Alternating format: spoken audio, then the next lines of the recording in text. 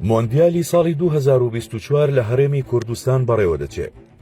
هەرێمی کوردستان ڕکابەری میوانداریکردنی مۆندیالی هەرێمەکانی لە هەرێمێکی فیلیپین بردەوە و چوارەمین نوسخەی پاڵەوانێتێکە لە نێو یاریگاکانی هەرێمی کوردستاندا بەڕێوە دەچێت.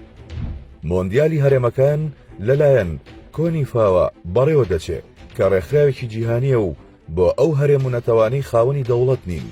لە ناوەڕاستی مانگی سەی ئەم ساڵدا شاندێکی ڕێکخراوەکە هاتنە هەرێمی کوردستان. یاریگە و هۆتێل و نەخۆشخانە و ڕێگە و بانەکانیان بەسەر کردبەوە.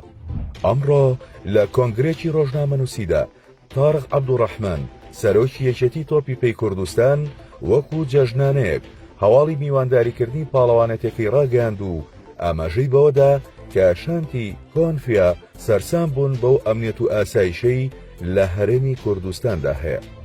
سەرۆکی یەکێتی تۆپی پێی کوردستان گوتیشی چاوەڕوان دەکەین بەڕێوەچوونی مۆندیال لە هەرێمی کوردستان نزیکەی $1,800,000 تێبچێت. هەروەها داوای لەلایەنی پەیوەندیدار کرد بودجە یەکێتی تۆپی پێدابین بکەن و بە باشیشی زانی ڕاهێنەری بیانی سەرپەرشتی هەڵبژاردەی هەرێمی کوردستان بکە. نوسخەی داهاتووی مۆندیالەکە لە هاوینی ساڵی 2024 لە هەرێمی کوردستان بەڕێوە دەچێت. چاوەڕوان دەکرێت 15 هەڵبژاردە بەشداری بکەن لە وڵاتانی سوید، ئیتالیا، فەڕەنسا، رووسیا، مەکسیک و ڤێتنام و هیندستانەوە. یاریەکانی پاڵەوانێتەکە لە هەولێر، سلێمانی، دهۆک و زاخۆ بەڕێوە دەچن.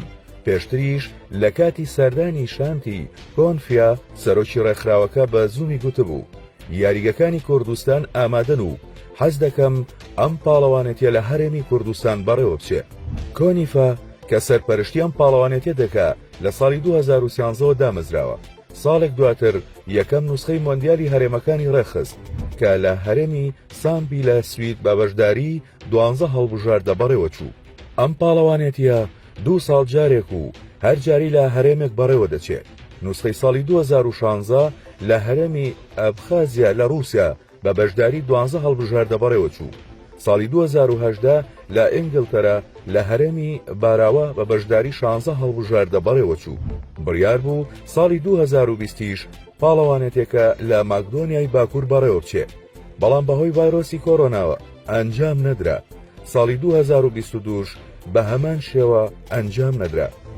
بەڵام دوجار کۆنیفا بڕیاریدا پاڵەوانێتەکە بخاتەوە سەرپێی و هەرێمی کوردستانیش شەرەفی میوانداریکردنی نوسخەی چوارەمینی پێبەخشراوە.